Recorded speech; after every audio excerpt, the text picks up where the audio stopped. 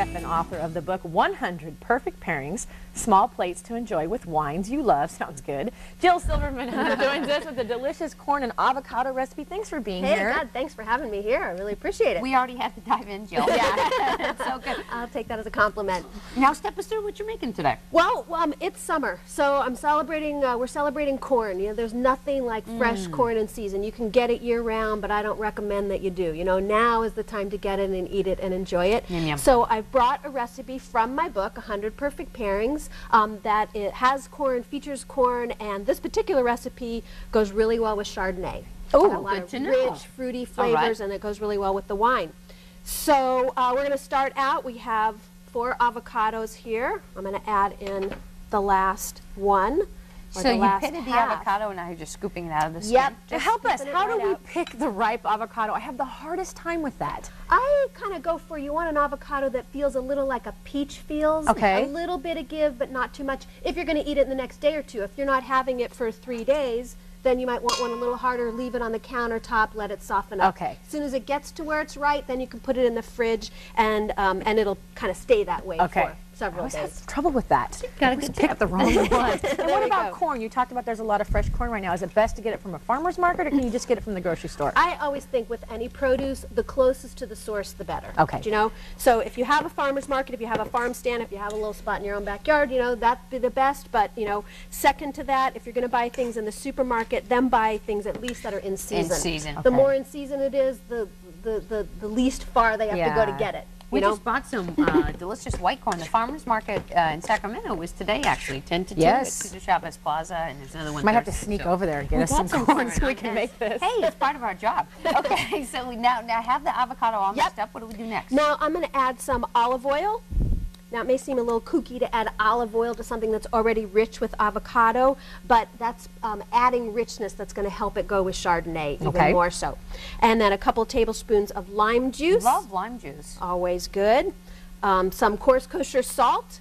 And I'm just going to sort of stir that all in. Look how easy she makes this. And then we... It helps to have it all cut and chopped. Yeah. first, right? That always helps. And sure. then we have some scallions, and then some corn, our star of the day. So this corn is a whole ear that I roasted, just Ooh, like this guy nice. here. This is just Okay. roasted in the husk in the oven, and then I took the husk off. Okay. I cut the kernels off the cob. Can you do Now- that on a barbecue too? Totally. Yeah, barbecue's great. You get a little that caramelization, some browning. And that also is a big plus for pairing with Chardonnay because it adds the roasty, toasty, kind of rich notes. Now, you don't have to do it this way. You could absolutely just cut the corn off the cob raw. But that roasting or that grilling That if you extra want flavor. is what's going to Yeah. help with the Chardonnay pairing. Do you want, we've heard sometimes that when you take the corn off the corn on the cob, you should keep a little bit of it to thicken things up, you know, the corn as it attaches. That little corn milk, Yeah. I have seen recipes for like corn chowder where after you take the corn off the cob, then you kind of scrape A little bit down of the cob in? Yeah, and it Okay. helps with that corn Helps kind thicken of it up a milk little I've bit. heard. Yeah. Well, and can I help. like this too because this, you're tricking yourself, Kate. It's a dip, but it's not a fattening dip.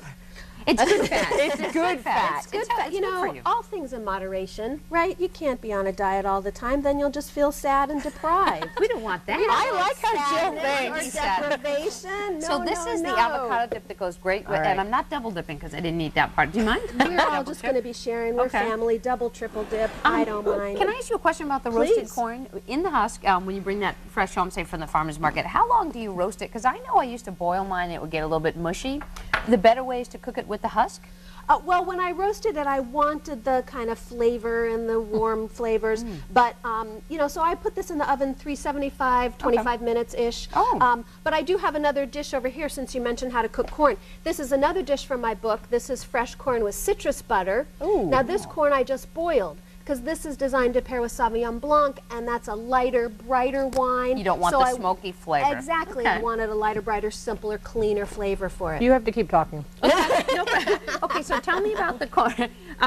Both of these so would be good. great for a summer party. Absolutely. This corn, what would you say? You serve it like as an appetizer, or Well, all for the recipes in the book are meant to be small plates, so they can be appetizers, they could be first courses, they could be combined into sort of an all plates, sort of all small plates kind of tapas meal, anything you like that way. And so this could be a side dish, this could be a first course, a snack. Again, it could be kind of part of an all small lunch for plate. us today? This is such a great book too because there's so many fantastic things in here with a lot of really fresh ingredients. so and I think much. you'd really impress people if you had like a party and you just had these out. And, you know, Jalapeno I think for- ceviche. Did you see that? Yes. recipe? That was very I think for impressive. parties especially, you mentioned, Jody, that people get kind of stressed about what's the perfect wine, what should, I want to do the right thing, my friends are coming over. And so this way, no stress. Open the book, pick a recipe. The recipes are all divided into chapter by the type of wine, so you could open the Chardonnay chapter, make any recipe, they'll all go with Chardonnay, I love for it, Jill. example. Thank Where you. can Yeah, we get thank this you. book, Jill? 100 Perfect Pairings. This book is available in all the major places. It's in, Barnes & Noble, Borders, Amazon, all that stuff. And I should mention that next spring, 100 Perfect Pairings main dishes to pair with wines you nice, love. because that'll help us too, because then we can learn. Speaking of wine and food pairing.